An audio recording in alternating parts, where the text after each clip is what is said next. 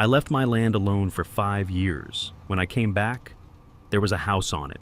Not a shed, not a fence, a whole damn house. I thought she'd apologize. Instead, she looked me dead in the eye and fined me for trespassing on my own land. I didn't buy this land to flip it. I didn't buy it to build a development, and I sure as hell didn't buy it to join an HOA. I bought it because I wanted quiet.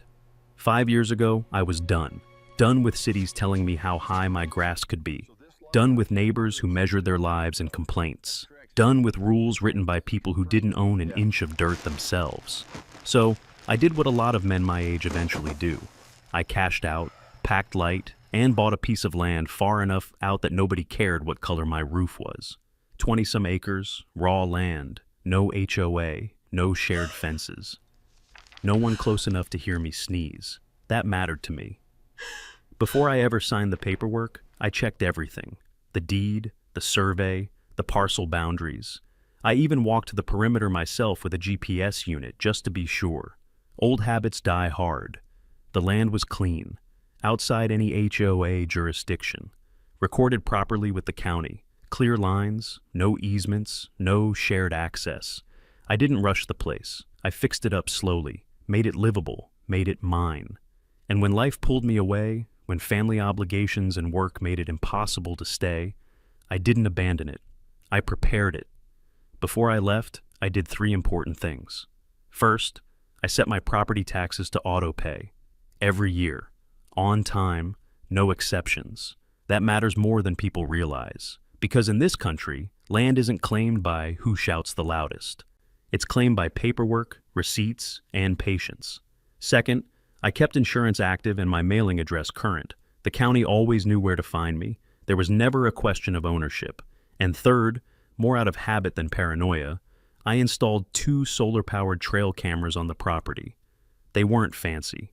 No flashing lights, no visible mounts, just quiet little units strapped high in the trees, angled toward the access points.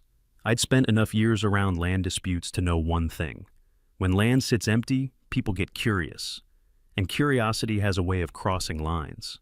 I didn't expect trouble, but I didn't leave blind either. For 5 years, the land sat exactly the way I left it. I checked in when I could, paid what needed paying, let it be.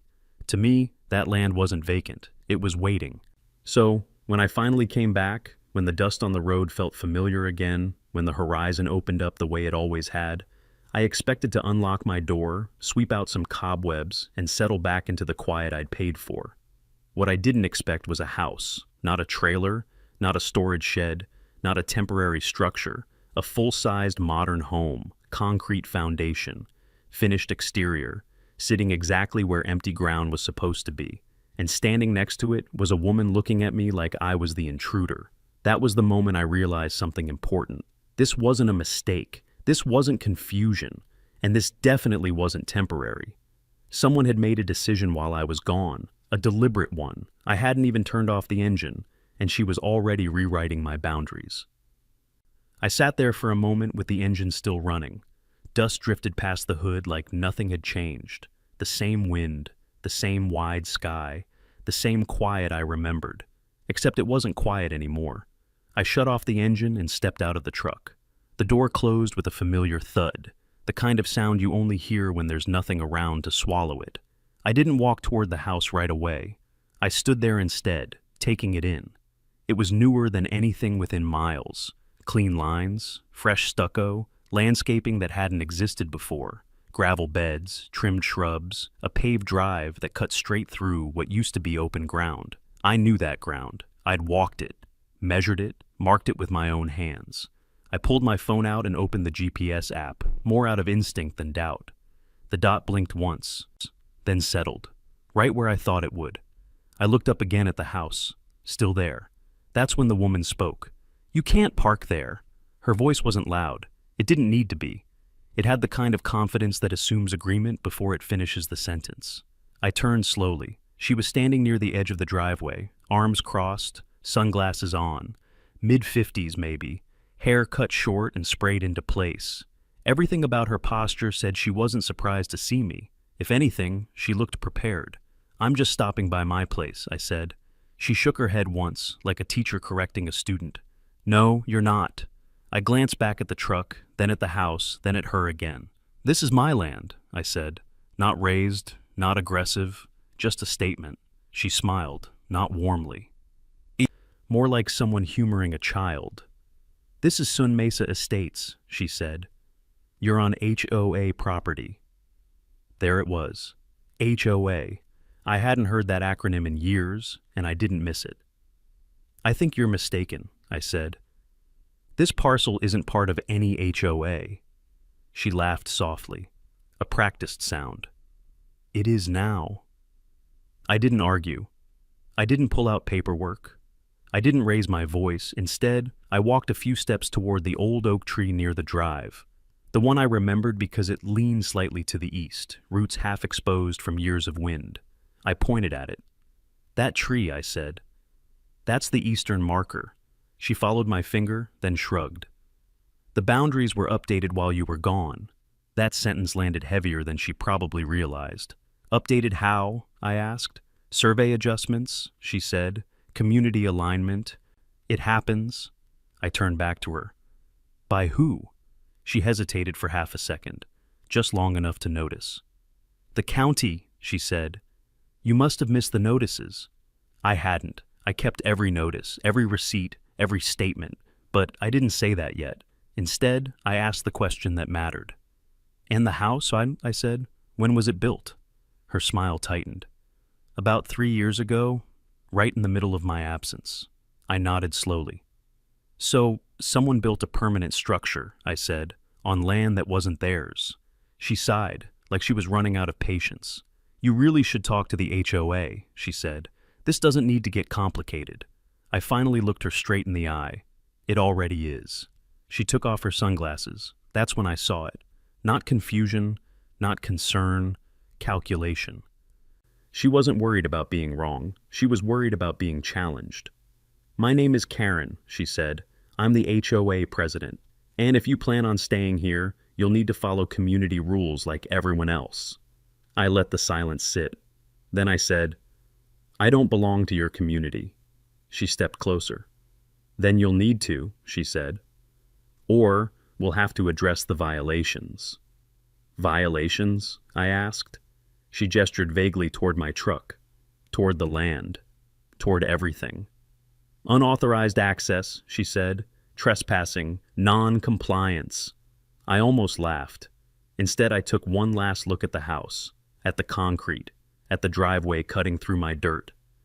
And I realized something else. This wasn't a misunderstanding I could clear up with a conversation. This was a claim, and claims only go one of two ways. You back down, or you prove them wrong. I told her I'd be in touch. She nodded, already turning away, as if the matter was settled. I didn't leave right away. Not because I wanted a confrontation, but because I wanted to understand the shape of the lie. Karen turned and started walking back toward the house, like the conversation was already over, like she'd decided the ending without asking who else might be in the story.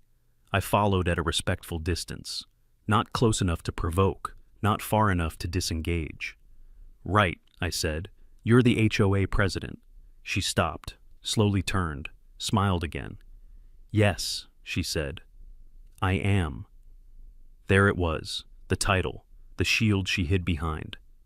She motioned toward the driveway and began talking like a tour guide. Sun Mesa Estates expanded a few years back, she said. The community needed consistency, oversight, standards.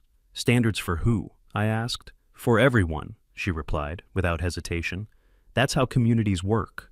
I watched her carefully as she spoke, confident, rehearsed, not defensive. This wasn't her first boundary dispute. It wasn't even her first conversation like this. She rattled off rules the way people do when they've said them enough times to stop hearing pushback. Approved paint colors, fence heights, roof materials, quiet hours. Then she said the word that told me exactly where this was going. Dues. I stopped walking. How much? I asked. She named a number, then another, monthly dues, special assessments. And then she added the part she'd been waiting for, back payments. I looked at her. How far back? I asked. 5 years, she said, plus penalties. I let out a short laugh. Not because it was funny, because it was absurd. I wasn't here, I said. She tilted her head slightly, the way people do when they think they're being generous. The obligation remains, she said. I asked her to explain how that made sense. She sighed, already tired of me. You were absent, she said. The community moved forward. We updated boundaries, added infrastructure, raised property values. By building on my land, I said. She didn't deny it. Instead, she reframed it. The land was unused, she said, unmaintained, vacant. It wasn't vacant, I said. It was owned. She smiled again. Ownership is complicated.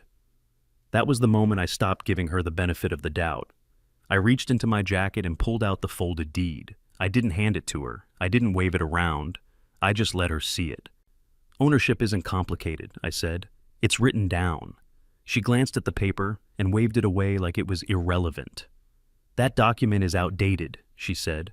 We're working with updated surveys now. Who's we? I asked. She hesitated, just for a fraction of a second. The association, she said. And the county. I made a mental note of that answer. She took a step closer. Let's be practical, she said. You have two options. I waited. Option 1, she said. You join the HOA, bring your property into compliance, pay the outstanding dues, we move on. And option 2, I asked. Her smile disappeared. Option 2, she said. We escalate. Escalate how? I asked. Fines, she said. Enforcement actions. Legal proceedings. For what? I asked. She gestured vaguely around us. Unauthorized access, she said. Trespassing. Non-compliance. I stared at her. You're telling me, I said slowly, that I'm trespassing on my own land. That's correct, she said, according to our records. I looked past her at the house again, at the concrete foundation, at the driveway carved into what used to be my dirt. That's when it clicked. She wasn't bluffing. She wasn't improvising. She believed the paperwork would protect her. She believed authority mattered more than truth. And she believed I would back down. I folded the deed and put it away. Send me whatever notices you think apply, I said. She nodded. You'll hear from us. I turned back toward my truck. As I walked away, she called out one last thing. You don't want to make this difficult. I didn't turn around. I didn't come back to make it easy, I said. The notice arrived 3 days later, not by email, not with a phone call, by certified mail, the kind that requires a signature, like it's doing you a favor by proving it exists. I stood at the kitchen counter and opened it slowly. Thick paper, official letterhead.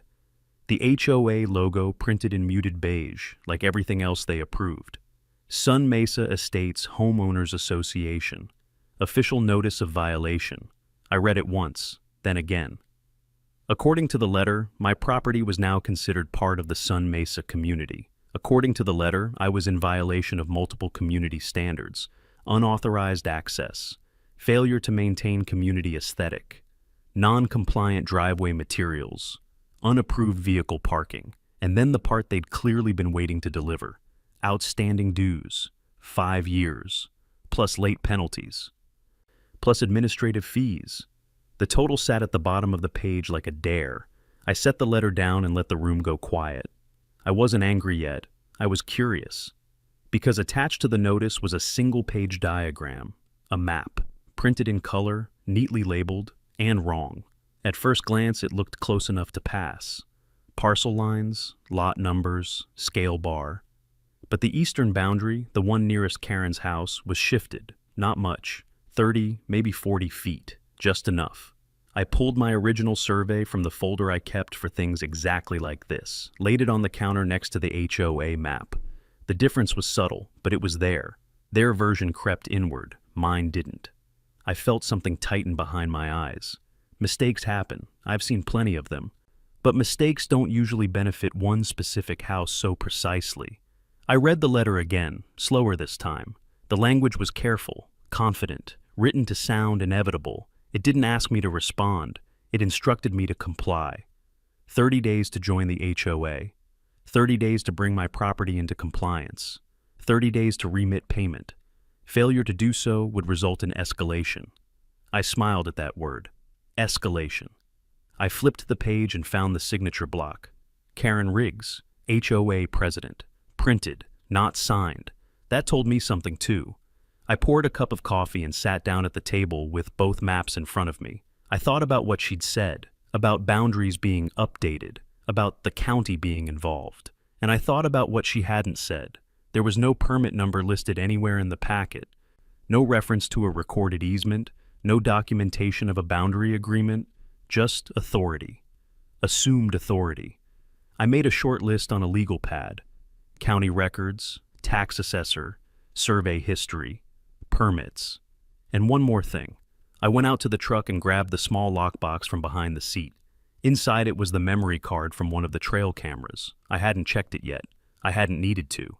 But now, holding that letter in my hand, I realized something. This wasn't a misunderstanding they were trying to fix. This was a narrative they were trying to lock in. And narratives fall apart when they're forced to face facts. I slid the HOA letter back into its envelope and set it aside. I didn't call Karen. I didn't email the HOA. I didn't respond at all. Instead, I opened my laptop and logged into the county's database. If someone had moved my boundary, I wanted to know who gave them the pen. I didn't start with accusations. I started with records. County records don't lie, but they do remember. And when something doesn't match, it leaves a trail. I logged into the assessor's database first. Parcel number, owner name, tax history, everything checked out. My name was still there. The acreage hadn't changed. The tax payments were current, every single year. No red flags. Next, I pulled the recorded plats, the ones filed years ago, the ones nobody bothers to look at unless there's trouble. I opened the most recent one, zoomed in, then opened the previous version side by side. The boundary lines were identical. I leaned back in my chair and let that sink in. If the county's official record hadn't changed, then Karen's map wasn't an update. It was an invention. I dug deeper. Permits were next. I searched by address first, then by parcel number, then by adjacent lots. Karen's house had permits, plumbing, electrical, structural, but something was missing. There was no permit for an expansion near the eastern boundary, no variance, no encroachment notice, no recorded easement. The foundation footprint on the permit drawings didn't match what I'd seen in person. Not by much, but enough. I opened the permit PDFs and zoomed in on the corner coordinates, compared them to the county GIS overlay. That's when I saw it. The permit drawings were based on a boundary file that didn't exist in the county's system anymore. I checked the metadata. Created 6 years ago. Modified once, then abandoned. The name attached to the file caught my attention. A county planning technician I vaguely remembered from years back.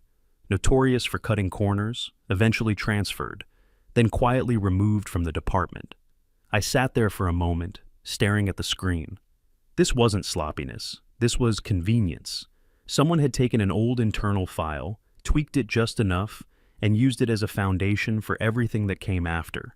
Not official enough to stand alone, but official enough to scare most people into compliance. I printed the plats, the permits, the GIS overlays, laid them out across the table. Karen's map sat in the middle like a bad forgery. Everything pointed to the same conclusion.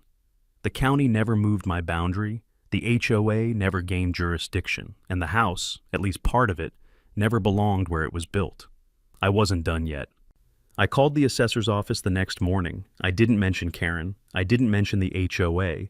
I just asked a simple question. Has my parcel boundary changed in the last 10 years? The clerk didn't even hesitate. No, she said, not according to our records. I thanked her and hung up. Then I called the planning department. This time I asked about permits near my parcel, specifically expansions or variances along the eastern line. There was a pause on the other end. No variances, the planner said, and no recorded encroachments. I wrote that down. Finally, I asked the question I already knew the answer to. Would a private HOA have the authority to redraw parcel boundaries? The planner laughed. No, she said, absolutely not. That was it. The last doubt fell away. Karen hadn't misunderstood the boundary. She'd sidestepped it. She hadn't waited for approval. She'd worked around it. And she hadn't counted on one thing, that I'd come back with time, patience, and receipts. I gathered everything into a single folder and labeled it with the date, Then I pulled out my phone and called someone I hadn't spoken to in years, a licensed surveyor, an old colleague, the kind of man who didn't guess. When he answered, I said, "I need you to take a look at something." He didn't ask why, he just said, "When?" I looked out the window toward the eastern boundary, where the land dipped just enough to hide what didn't belong there. "Soon," I said, "very soon." Because now I wasn't reacting anymore. I was preparing. Darren arrived just after sunrise. Same truck, same thermos, same quiet confidence he'd always had. He stepped out, took one look at the house near the eastern edge, and didn't say a word. That told me more than any greeting could. We didn't start with opinions. We started with measurements. Darren set up his equipment the way a man does when he's done this 1,000 times and plans to do it 1,000 more. Tripod, receiver, calibration check. He moved methodically, like the land itself was giving him instructions. I walked with him along the perimeter, pointing out the markers I remembered. The oak tree, the old fence post that never quite stood straight, the shallow dip where rainwater always collected in the spring. He nodded, logged coordinates, said nothing. Hours passed that way. Sun climbing, wind shifting, the kind of day where everything feels exposed. When the drone went up, I felt the weight of it settle in my chest. Not fear, anticipation. The drone traced the boundary lines precisely, stitching images together in real time. On Darren's tablet, the land began to assemble itself, layers of data aligning over something much simpler, reality. When he brought the drone down, Darren finally spoke. "Let's take a look," he said. We stood shoulder to shoulder as the overlays snapped into place. County GIS, recorded plat, current imagery, the lines matched perfectly, until they didn't. The eastern boundary, my boundary, cut cleanly through the corner of Karen's property. Not by inches, not by a foot, by a lot. The back portion of the garage, the patio, and a significant chunk of the sunroom, all sitting squarely on my land. Darren zoomed in, then out again, like he wanted to be absolutely certain. "There it is," he said, "clear as day." I didn't say anything. I didn't need to. He scrolled through elevation data next, confirmed grade changes, foundation footprint. "About 800 square feet," he said, "give or take. 800. That wasn't an accident, that was a decision." Darren leaned back and folded his arms. "No easement," he said, "no recorded agreement. No variance." He tapped the screen once more. "This shouldn't be here." Before he packed up, Darren did one last thing.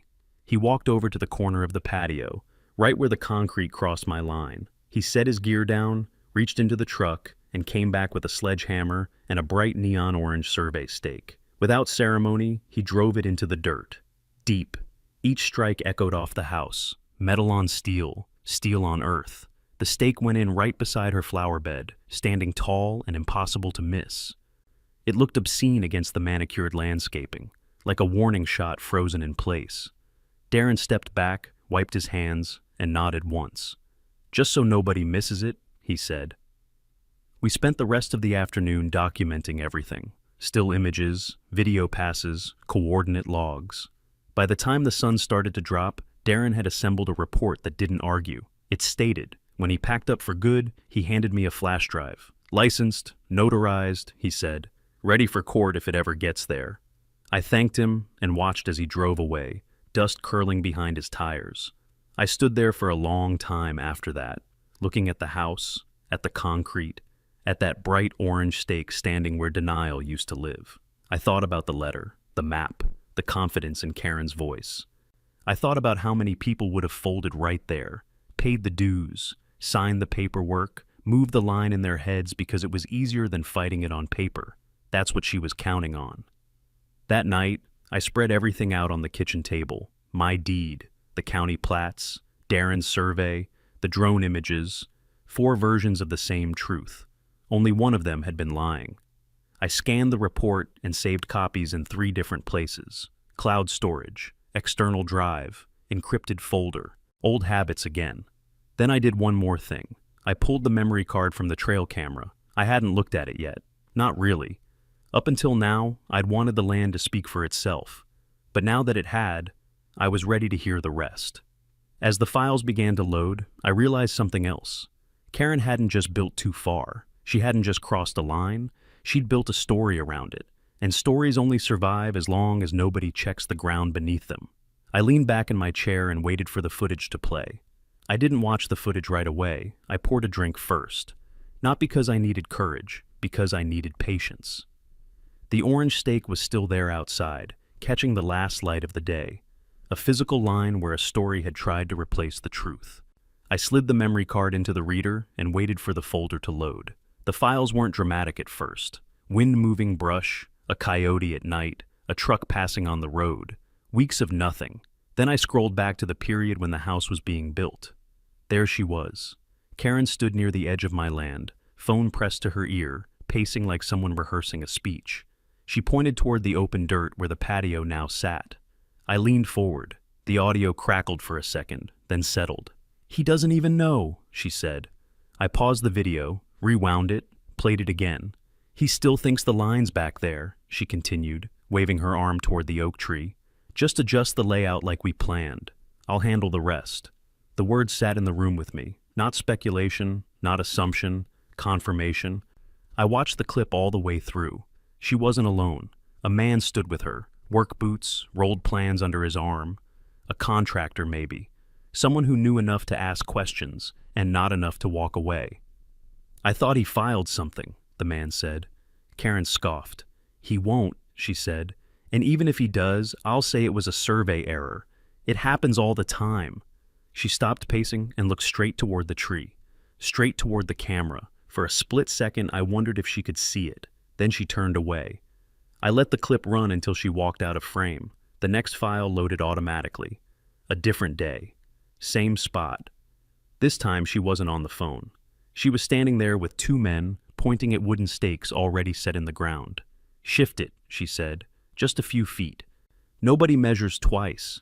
One of the men hesitated. "That's not what the map shows," he said. Karen's voice hardened. "That's the map we're using," she replied. I closed my eyes. This wasn't someone who misunderstood a boundary. This was someone who managed it. I sat there for a long time after the footage ended. The house outside felt heavier now, less like a structure, more like evidence. Karen hadn't built a house and hoped for forgiveness. She'd built a strategy. She assumed I wouldn't come back. And if I did, she assumed I'd be tired, confused, eager to make it go away. That's how these things usually end. A check written. A line quietly moved. A story rewritten without anyone noticing.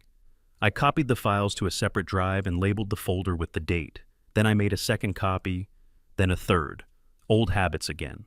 I didn't confront her. I didn't send an email. I didn't tip my hand. Instead, I went back to the kitchen table and lined everything up.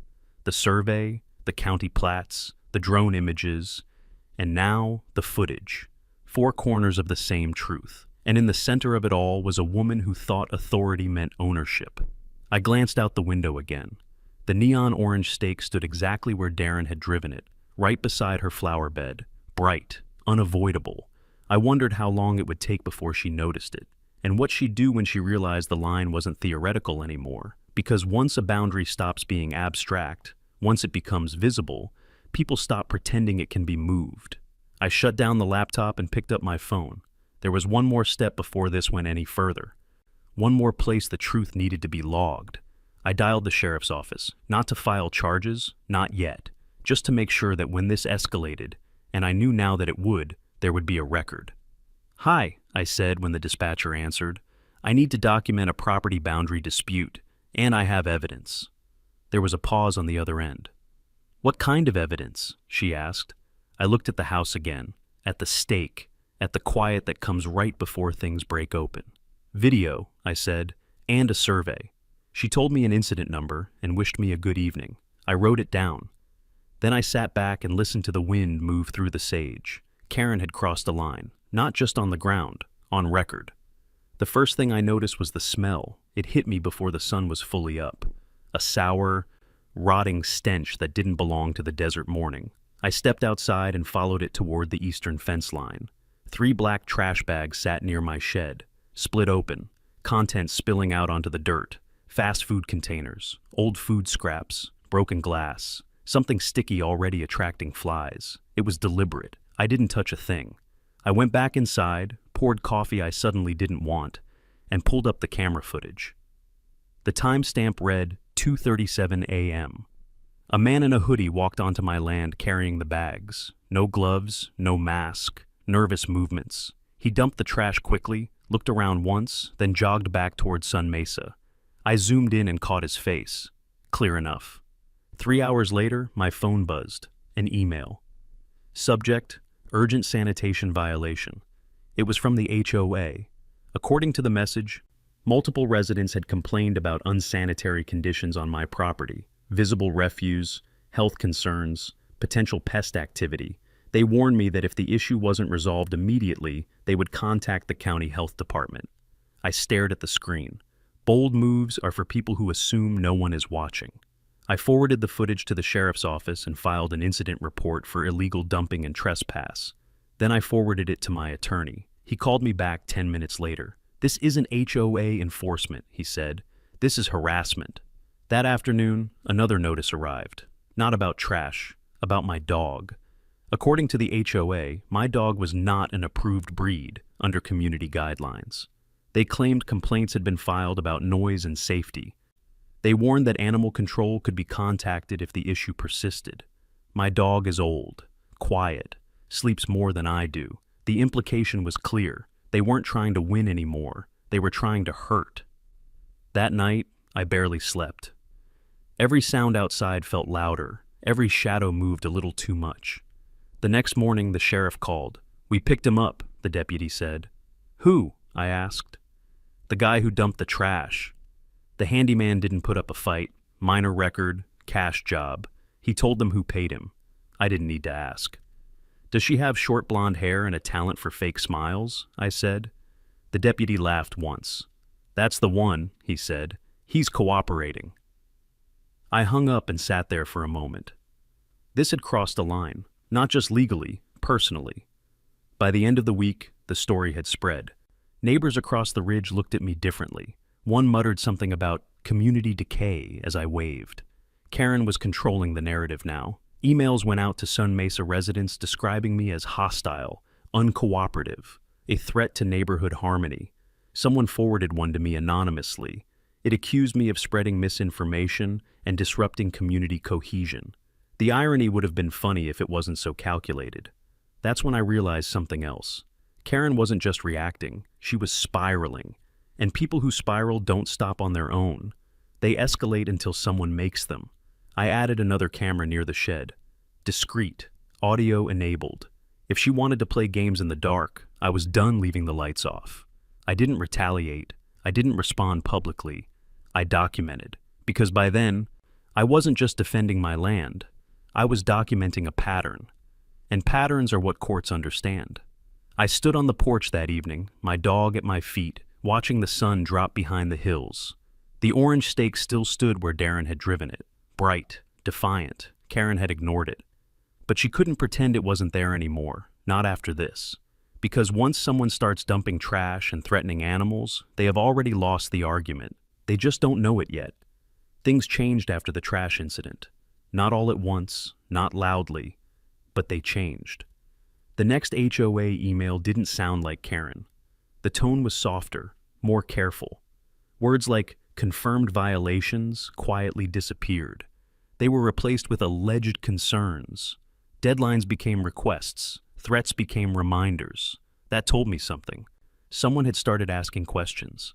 A few days later, my phone rang. "I'm calling unofficially," a man said. "I'm on the HOA board." He didn't give his last name. He didn't need to. "I didn't know about the trash," he said, "or the dog thing." I let the silence stretch. "She told us you were hostile," he continued.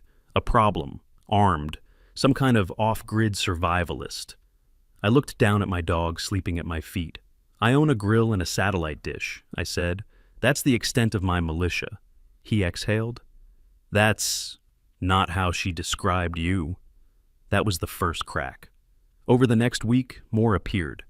An email from another board member asking, carefully, if the county had really approved the boundary changes. A text from someone else asking whether I'd be willing to share documentation. I shared nothing, not yet.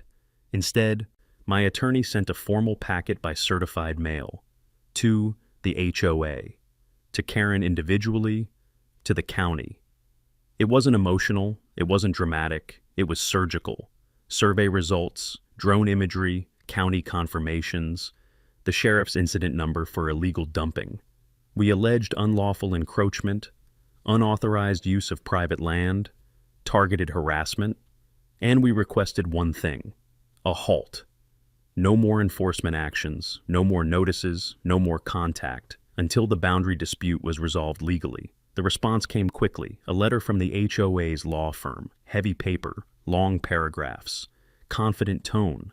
They accused me of misrepresentation, of damaging community harmony, of defaming a volunteer leader.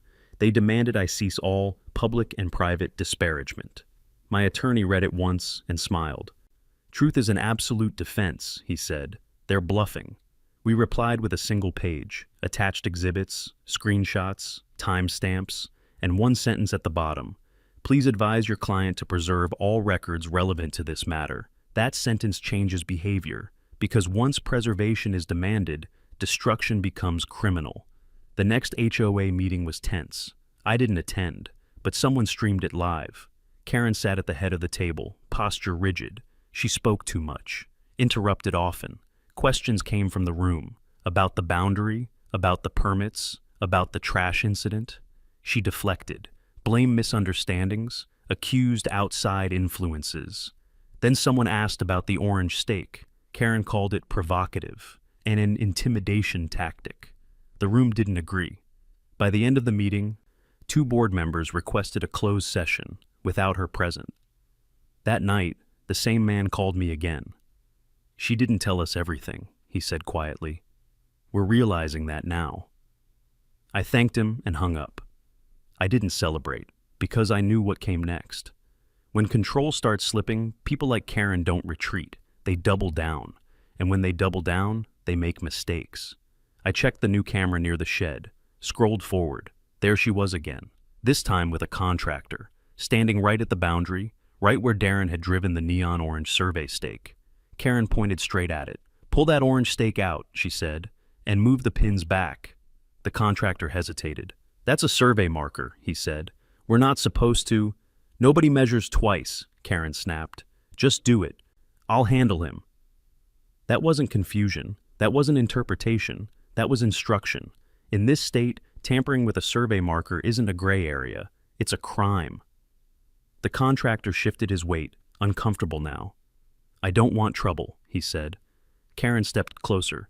"You won't have any," she said. "Trust me." I saved the clip, labeled it, backed it up. Because at that moment, the story changed again. This wasn't just a land dispute. It wasn't even just fraud. This was someone attempting to physically destroy evidence.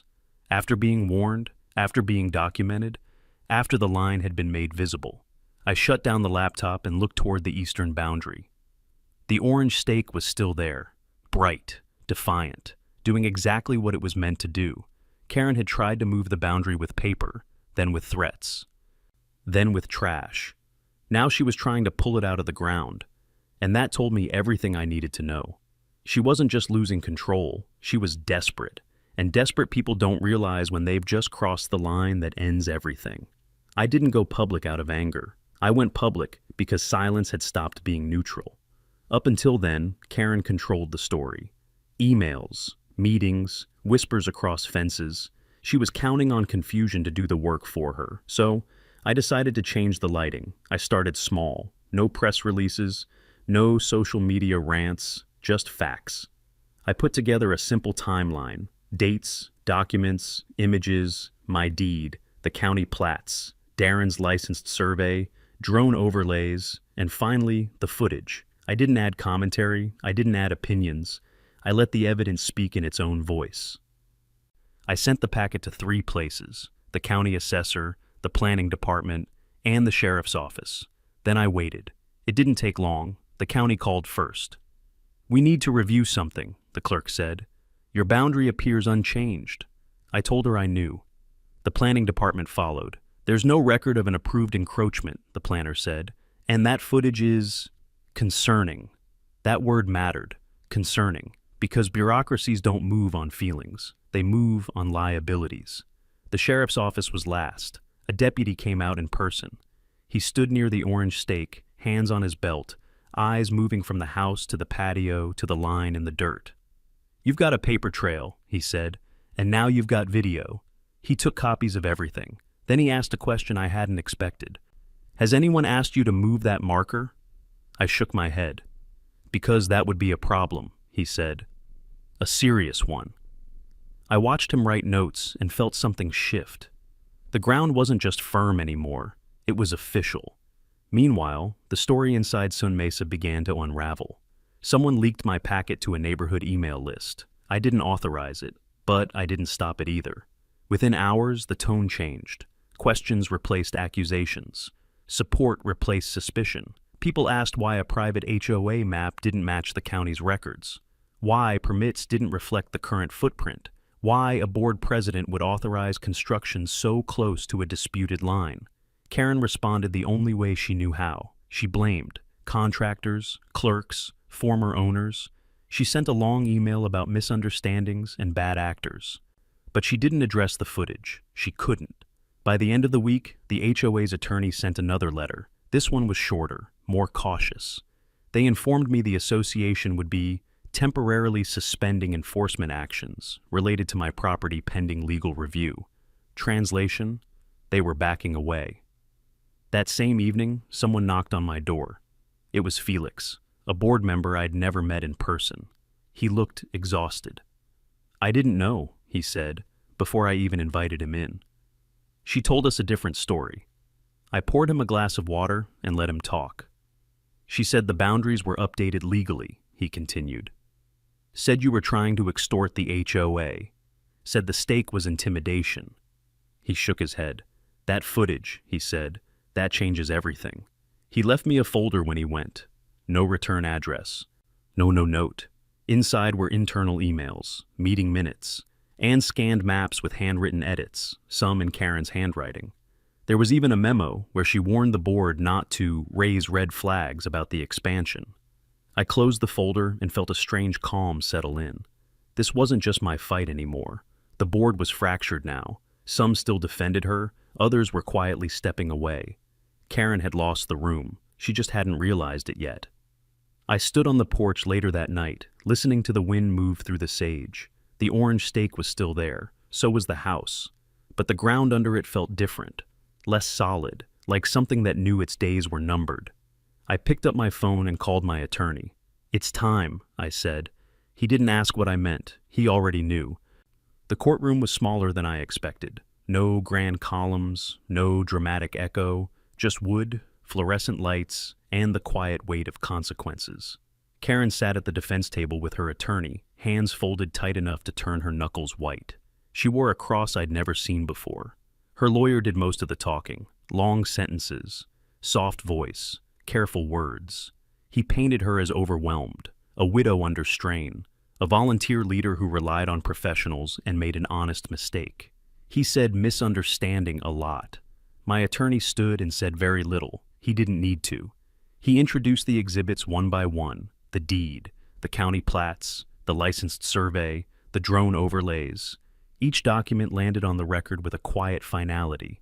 Then came the footage. The judge leaned forward as the audio played. "He doesn't even know. Pull that orange stake out." "I'll handle him."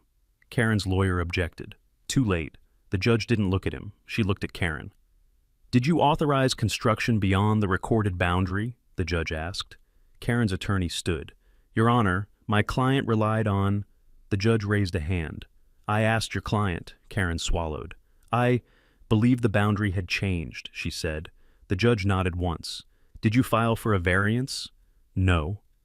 "Did you obtain a recorded easement?" "No."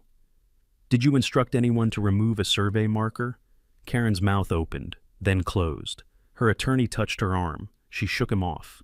"Yes," she said, "but—" That was enough.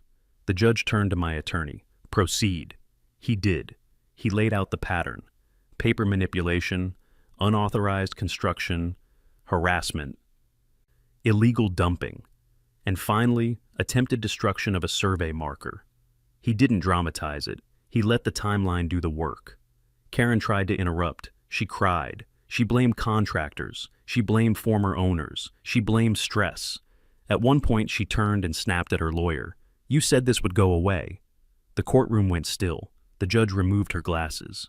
"Ms. Rigg," she said, "this court does not reward people who try to redraw reality." Then she read the order. Because the structure had been built based on fraudulent boundary representations, because no permits or easements authorized the encroachment, and because evidence showed deliberate attempts to conceal and destroy boundary markers, the court issued a demolition order, complete removal of all encroaching structures. Return of the land to its original condition within 30 days. Karen made a sound I'd never heard a human make before. Half gasp, half collapse. Her lawyer went pale. Demolition meant more than loss. It meant she would pay to destroy her own house, pay to haul it away, pay to restore the land, and still owe damages. The judge wasn't finished. She granted a preliminary injunction barring Karen from accessing any portion of my land, including the encroaching garage, patio, and sunroom. Karen leaned back, eyes unfocused. Then the judge looked at me. "Mr. Brody," she said, "you have the right to pursue damages." I nodded, but I didn't speak. Not yet. Outside the courtroom, the air felt different, lighter, cleaner. Karen's attorney pulled me aside. "Off the record," he said, voice low. "She can't afford demolition." I looked back at the building. "I know." That's when I made my move. I had already prepared an offer, a simple one. I would purchase the property at land value only, not the house, not the upgrades, not the illusion. In exchange, I would waive demolition enforcement and settle civil damages. One condition: Karen must sign a public statement acknowledging the boundary violation, and step down from any HOA leadership position permanently. No appeals, no spin. Her attorney read it twice. "This is generous," he said. "It's merciful," I replied. "Not generous." Karen refused at first. She said I was humiliating her. She said I was cruel. Then her lawyer explained the numbers: the cost of demolition, the loss of resale value, the likelihood of criminal charges if she touched that stake again. She went quiet. She signed the next morning, in court, hands shaking, no speech, no apology, just ink on paper. A week later, I held the keys. The house was mine. So was the land beneath it. I didn't keep the whole structure. I removed the encroaching sections cleanly: the patio, the illegal garage, the sunroom she used to call her executive lounge. What remained, I transformed, not out of spite, out of principle.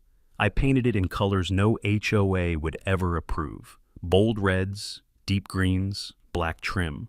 Inside, I turned the front room into a small exhibit: photos, maps, court orders, a timeline titled "How Not to Steal Land." I mounted the orange survey stake by the door, encased in glass. A plaque beneath it read, "This line did not move." Karen left town quietly. No farewell, no announcement, just an empty driveway and a sold sign. Peace returned slowly, like it always does out here, not with fireworks, with silence. And silence, I've learned, is the sound of things finally being where they belong. The quiet didn't come back all at once. It never does. At first, it showed up in small ways. No more emails, no certified envelopes, no cars slowing down near the fence line. The orange stake stayed where it was for a while, long enough for everyone to see it, long enough for the message to sink in. Then one morning, I pulled it out myself. Not because the line had moved, but because it didn't need to shout anymore. The land knew where it was. The house, what was left of it, stood quieter now too. Half of it was gone, the part that never belonged. The concrete cut clean, like a scar that finally healed right. I didn't rush the changes. I repainted slowly. Worked with my hands, let the place become something else. Not a trophy, not a warning, a reminder. Inside, people started stopping by. Neighbors, a couple of college kids. Someone's uncle who'd heard the story. I didn't advertise. I didn't charge at first. I just told them where the line used to be, and where it never should have moved. Eventually, I put up a small sign by the entrance. Private property. No HOA, no exceptions. Underneath it, in smaller letters, "This land is not your land." People laughed. Some took pictures. The sheriff stopped by one afternoon, leaned on the fence, and shook his head. Seen a lot of boundary disputes, he said. Never seen one end like this. I smiled. Most people don't check their ground, I said. Karen was gone by then. No forwarding address, no goodbye. Someone said she moved north. Someone else said she'd joined a condo board somewhere else. I didn't care. She wasn't my problem anymore. The HOA changed too. New president, new bylaws, a lot quieter. Felix waved when he drove past, didn't stop, didn't need to. That suited me fine. I settled back into a routine, mornings on the porch, coffee cooling faster than I could drink it, coyotes calling somewhere beyond the ridge. Sometimes I'd catch myself looking toward the eastern line out of habit. Then I'd remember. There was nothing left to watch. That's when it really hit me. This wasn't about winning. It wasn't even about Karen. It was about something older than all of that. Ownership. Not the loud kind, not the kind that needs permission slips and newsletters, the quiet kind. The kind written down once, checked twice, and respected whether you're standing there or not. I'd spent years in my career watching people argue over inches they never bothered to measure, watching confidence try to replace fact, watching authority pretend it was the same thing as truth. This time, the ground pushed back. Because land doesn't care about titles, or tone, or who talks the loudest in a meeting. It remembers. The lines don't lie. People do. One evening, as the sun dropped behind the hills, I walked the perimeter one last time. The oak tree still leaned east. The fence post still stood crooked. The dirt still felt the same under my boots. I stopped where the patio used to be, ran my hand through the soil. Nothing special about it. That was the point. I went back to the porch, sat down, and listened to the wind move through the sage. No drama, no threats. No letters waiting in the mailbox, just space, the kind you buy when you want to be left alone. I took a sip of my drink and smiled to myself.